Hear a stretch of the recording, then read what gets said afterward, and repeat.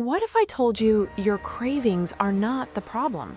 They're actually your body trying to communicate with you. You're trying to eat healthy. You tell yourself you're going to stay disciplined, but then suddenly you want sugar, you want carbs, you want something right now. And right after comes the guilt. You start thinking, why can't I just control myself? Why do I always mess up? Everyone else seems to manage. Why is it so hard for me? But here's the truth most people never tell you. Your cravings are not a lack of discipline.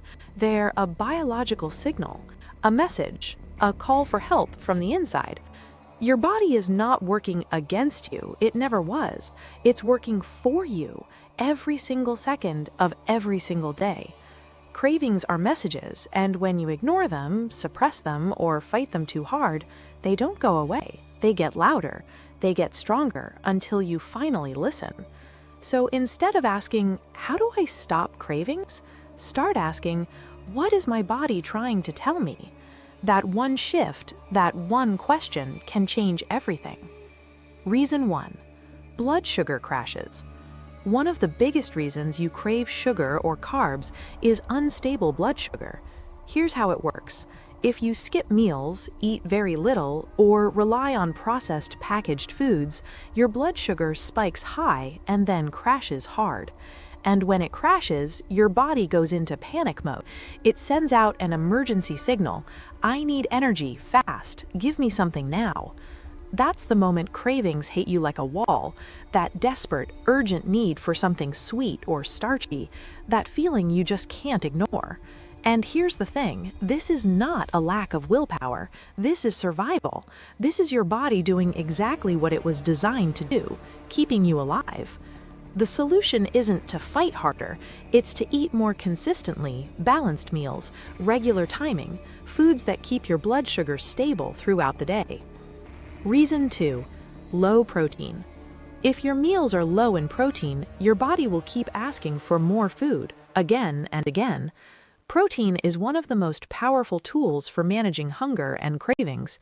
It slows digestion, stabilizes blood sugar, keeps you full longer, and signals to your brain that your needs have been met. So if you're eating mostly carbs, light salads, or skipping meals to cut calories, your body won't feel satisfied. It will push you, through cravings, to keep eating until it gets what it actually needs. Add protein to every meal. Eggs, chicken, fish, lentils, Greek yogurt, whatever works for you. You'll notice the cravings start to quiet down, not because you're being more disciplined, but because your body finally feels taken care of. Reason 3. Your hormones. Your hormones also play a much bigger role than most people realize. For women especially, in the days before your cycle, your body naturally burns more energy, your metabolism increases, your calorie needs go up. That's why you suddenly crave chocolate, carbs, and warm comfort foods. Your body isn't being dramatic, it isn't failing you, it's adapting. It's asking for more fuel because it genuinely needs more fuel. Fighting this with restriction often backfires. Instead, honor it. Eat a little more during this time. Choose nourishing foods that satisfy those cravings. Work with your cycle, not against it. Reason 4. Stress and cortisol. When you're under stress, whether it's work, relationships, lack of sleep, or just the daily pressure of life, your body releases a hormone called cortisol. And cortisol directly increases cravings, especially for sugar, especially for high-energy, high-fat comfort foods. Why? Because your body thinks it's in danger. It thinks, we're under threat, we need fuel, we need energy to fight or run. It doesn't know the difference between a work deadline and a physical emergency. It just knows, stress is here and we need to respond. So if you find yourself reaching for snacks when you're overwhelmed, that's not weakness. That's your nervous system doing its job. The answer isn't to shame yourself. The answer is to manage the stress at the root. Rest, breathe, move your body, protect your sleep. Reason 5. The restriction trap.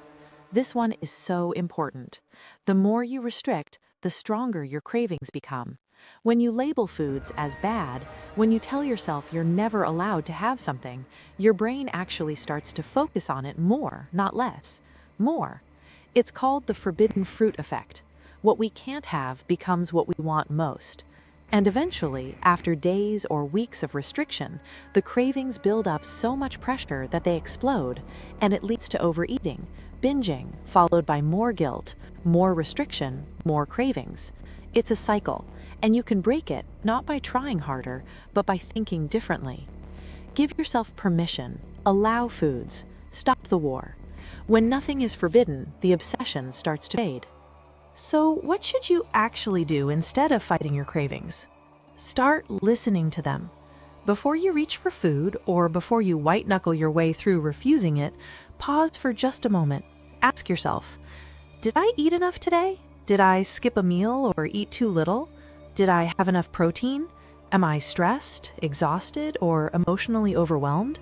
Could this be hormonal? Am I actually hungry, or am I thirsty, bored, or anxious? Then respond, don't just react. Support your body instead of punishing it. Nourish it instead of fighting it. Eat regular meals, prioritize protein, manage your stress, sleep enough, and stop treating food like a moral test you either pass or fail. Here's what I want you to remember. You don't need more discipline. You need more understanding. You don't need to fight harder. You need to listen more closely. Your body is not your enemy. It is incredibly smart. It is constantly working to protect you, to keep you balanced, to keep you alive and well. Your cravings are not a flaw. They are a feature. They are information. And the moment you stop fighting them and start understanding them, everything changes. Your relationship with food changes. Your relationship with yourself changes. You are not out of control. You are under-supported. And that is something you can actually fix.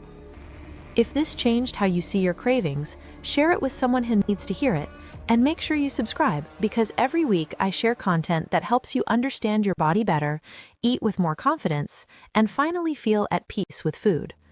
If you're ready to go deeper, to actually build a plan that works with your body, not against it, check out the link below. Your body has been talking to you this whole time. It's time